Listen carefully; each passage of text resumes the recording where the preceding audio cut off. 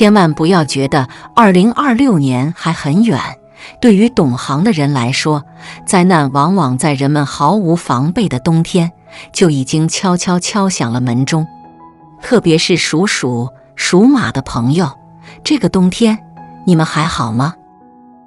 大家好，我是厚朴，欢迎来到我的频道。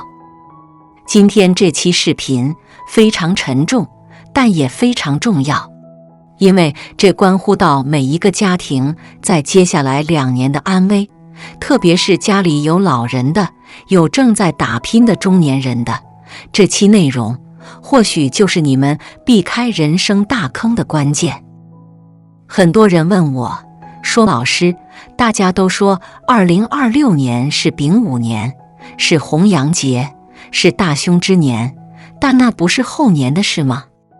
我现在过好当下的日子不就行了吗？大错特错。天道运行，气场先行。你以为日历翻到2026年1月1日，那股气才来吗？不是的。实际上，从2025年的立冬开始，也就是当下的这个冬天，丙午年的这股强悍的红煞之气就已经全面降临了。立冬不仅仅是一个节气，它是生与死、阴与阳转换的一道鬼门关。为什么这么说？因为从立冬到立春这短短3个月，是地支中子午相冲最剧烈的时候。懂八字的朋友都知道，子代表水，午代表火，水火不容，大冲大克。而2026年丙午年，丙是烈火，午也是烈火，这叫红煞，又叫红杀大煞。这股火气还没等到它真正当值的年份，就已经迫不及待的要在这个寒冷的冬天，跟代表冬天的子水打上一场遭遇战了。这场仗打起来，受伤的是谁？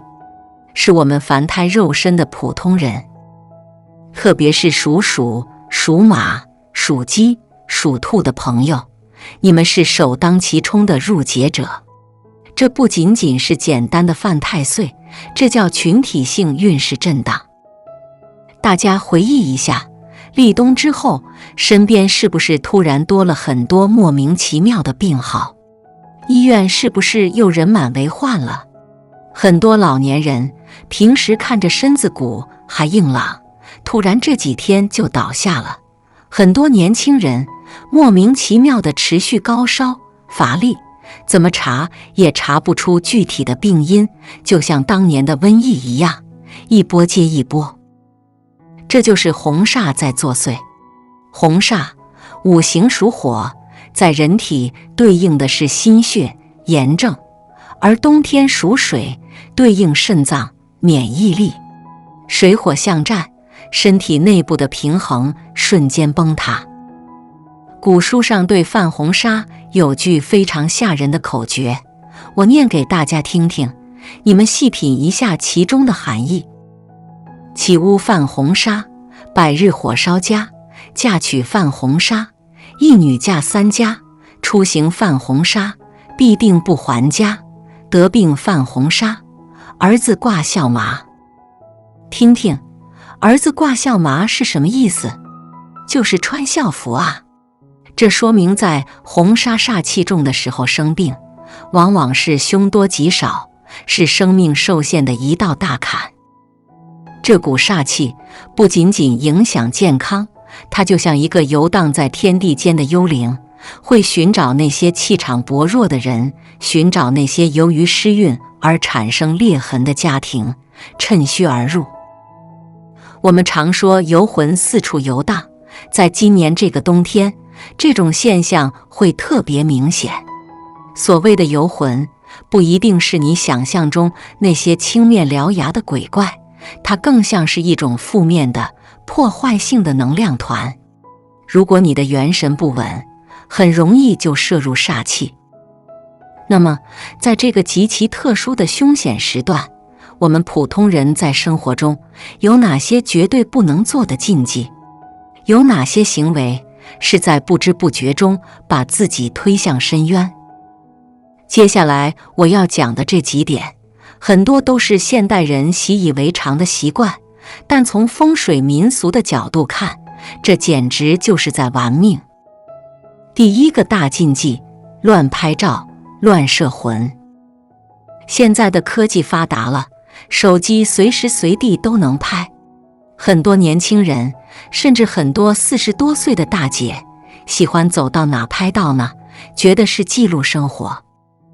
但是在这个立冬到立春的子午相冲期，也就是阴阳最混乱的时候，有些地方绝对不能举起你的摄像头。首先是医院。我知道现在很多人不管是自己生病输液，还是家人住院，都喜欢拍个照发朋友圈，配文说哎呀，我又倒下了，宝宝好可怜。甚至有人为了博取同情，特意把脸色拍得很惨白，把针头特写拍出来。千万别这么干。医院是什么地方？是生老病死交替，阴气病气最重的地方。你在那里拍照，尤其是自拍，实际上就是把那个环境里的衰气、病煞通过影像锁定了，甚至可以说你是在主动邀请这些负能量进入你的磁场。你拍得越惨，那个煞气就觉得你越容易附体，它就越容易跟着你回家。其次是电梯。电梯是垂直上下的通道，在风水上属于阴阳通道，而且它常年不见光，阴暗逼仄。尤其是那种四面都是镜子的电梯，或者顶部有反光的电梯。古人讲，游魂不知归处，最喜欢躲在阴暗角落。电梯这种地方，往往是他们藏身之所。你在电梯里对着镜子自拍，或者抬头拍电梯顶，你拍到的可能不仅仅是你自己。如果那一刻你的运势正好低迷，或者刚好是你的间隔角年份，比如30岁、40岁这种整数关口，你这一拍就是跟他建立了链接。他注意到你了，他就会尾随你。还有一个地方，就是塔尖、坡顶的建筑前。现在很多国外的洋房，或者是仿欧式的建筑，屋顶是尖尖的。这种形状在五行里属火，带煞。你站在这种尖顶房子正下方或者正前方自拍，就像是被一把利剑悬在头顶，这就叫火煞攻身。还有家里千万不要对着镜子给自己拍那种镜中像，特别是晚上。镜子通阴，晚上阳气弱，你对着镜子凝视拍照，很容易导致精神恍惚，甚至觉得自己那张脸越看越陌生，这就是轻微的失魂现象。第二个大禁忌，深夜涉足聚阴之地。在这个冬天，有些地方白天去没问题，但一旦太阳落山，那就是生人勿近。比如商场的冷冻区，超市的冷柜旁。你可能觉得好笑，买个冻肉有什么危险？各位，冷柜常年低温，寒气逼人，游魂最喜寒冷。白天人声鼎沸还好，到了晚上，商场快关门了，或者人流稀少的时候，那一排排冷柜旁边，往往就是游魂聚集开会的地方。你这个时候凑过去，尤其是那种身体虚弱的人，回家后很容易发烧，做噩梦。再比如北向的阴暗角落，如果你家住的小区北边有一片茂密的树林、竹林，或者是高架桥下的阴影区，又或者是地下停车场。注意了，风水上讲阴风吹树，鬼影摇曳。冬天晚上的北风本来就肃杀，如果那些树叶、竹子在北风中不停地摇摆，发出沙沙的声音，这种地方最容易招惹摄魂的能量。还有晚上关了门的酒吧、学校空荡荡的操场，这些地方白天人气旺，晚上阳气瞬间抽离，巨大的反差会形成一个气场真空，阴煞之气就会趁虚填补进来。第3个大禁忌，贪便宜租凶宅。这一条我要特别讲给那些在大城市打拼，或者因为经济压力想要换房子的朋友听。现在是大9运的时代，全球房地产都在动荡，很多地方房价下跌，租金也乱套，经济环境不好，大家手头紧，想省钱，这能理解。但是在这个子午相冲的年份，租房子千万要有底线。如果你看到一套房子，装修不错，地段也行，但是价格明显低于市场价，房东还特别急着租出去，你别觉得自己捡了漏，你很可能是捡了雷。这种房子往往有隐情，要么是近期死过人，要么是长期住着重病号，要么就是发生过自杀、精神失常的事情。这种房子里残留的怨气和病气，不是你打扫一下卫生就能散掉的。你怎么判断？我教大家几招直觉法。当你第一次走进这个房子，如果你感觉后背发凉，阴森森的，或者虽然没人，但你总觉得耳边闹哄哄的，有声音，又或者你闻到一股奇怪的味道。注意，不是下水道的臭味，而是一股说不清道不明的腥味、霉味，或者是那种常年吃药留下的苦涩味。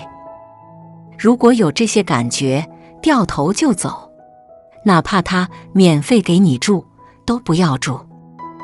因为在2026红煞即将降临的这个关口，人本来就脆弱，住进这种房子，就是把自己往火坑里推。轻则破财丢工作，重则大病一场。特别是那种结构不正的房子，斜门、斜走廊，或者厕所、厨房正好压在房子十字中心线上的，这叫十字连心，水火相激，家里人会吵架吵翻天，甚至引发血光之灾。那么，面对这即将到来的丙午红煞，我们该怎么办？我知道，听到这里，大家心里可能有点发毛。其实，知道了风险，我们就能避险。老祖宗留下的智慧，讲究的是万煞不离五行宗，五行化煞有神功。首先，要懂得藏。这个冬天，咱们就别太嘚瑟了，少走夜路，少去那些阴气重的地方，少在网上跟人争吵，少在朋友圈炫耀或者卖惨，把自己的气场收敛起来，这就叫护佑元神。其次，清理家宅，重焕生机。如果你觉得自己最近运气特别背，或者家里总是这疼那痒的，哪怕你不搬家，也可以把家里的布局动一动，把那些破旧的、斑驳的镜子扔掉，把那些不知道哪里来的，特别是带有凶猛动物图案的摆件收起来，把常年堆积杂物的阴暗角落清理出来，用灯光照亮。如果是租的房子，感觉气场不对，最简单的办法，刷墙，把墙面重新粉刷一遍，实际上就是给房子换一层皮，通过翻新来冲散旧的晦气。最后，也是最重要的一点，要关注你的八字日柱，尤其是那些45岁到55岁之间的中年朋友，这个年龄段正好走在人生的日柱大线上。如果你的八字里再带个子字，或者生在半夜子时晚上11点到凌晨1点，那你就是这场子午冲的重点关注对象。在这个阶段，工作变动、地域搬迁，甚至是家庭变故都有可能发生。如果没有变动，那就容易应在身体上。所以，主动寻求一些变化，比如主动去体检，主动去学习一门新技能，或者把家里进行一次彻底的大扫除，用主动的动去化解被动的冲。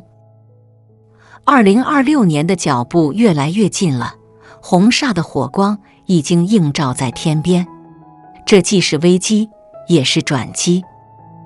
对于那些懂得顺应天时、懂得趋吉避凶的人来说，这把火烧掉的是过去的霉运；但对于那些懵懂无知、还在触犯禁忌的人来说，这把火可能就是一场劫难。希望今天这番话能让屏幕前的您在这个寒冬里多一份清醒，多一份平安。我是厚朴。如果您觉得今天的内容对您有帮助，请点赞、订阅我的频道。愿大家周而不散，行而不乱，平稳度过丙午之节。我们下期再见。